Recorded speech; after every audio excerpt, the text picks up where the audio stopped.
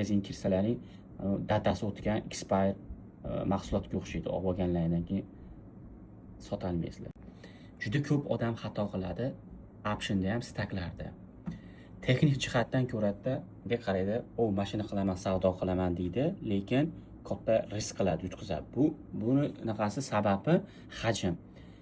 Birinchi o'rinda anaqasi grafikda hamma yo'q zo'r R4, R6 yoki download S4, S6 da bo'lgandan keyin yillik charge 8 plus setup bo'lgandan keyin uchinchi muhim narsadan biri bu volume bilan open interest.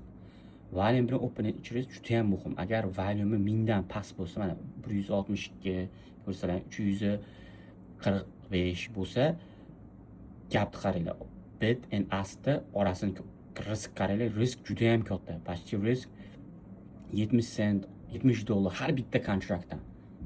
U vashi arzimaydi. Qaraganiga ham, qarash uchun ham, watchlistga qo'yishganiga ham arzimaydi bu narsa. Masalan, ko'rsalaring, misol qilaman, bugungi Palantirni qo'yaman. Qarasizlar, Palantirni bugun savdo qildim, openda market ochilishi bilan ko'rsangiz, volume 20 ming. Olib ketishim, olib sotishim juda ham oson. Open interest ham juda ham ko'p. Gaplarni qarasanglar, 3 sent xolos. Bir in asta olib sotadiganlar orasi 3 sent. Почти $5 risk qilib, har bitta kontraktda $30-40 foyda qilishim mumkin. Riskka ro'yxatga arziydi, juda ham arziydi. Shuning uchun bu juda ham muhim narsa.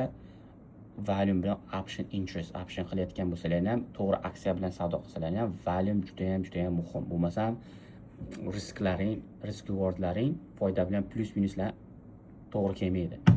Keyin ketishlarni ham, sotishlarni ham qiyin bo'ladi. Bu volume yo'q, hajm yo'q bo'lsa, bu как magazin kirsalaring datasi o'tgan expire mahsulotga o'xshaydi. Olib olganlaringdan keyin sota olmaysizlar.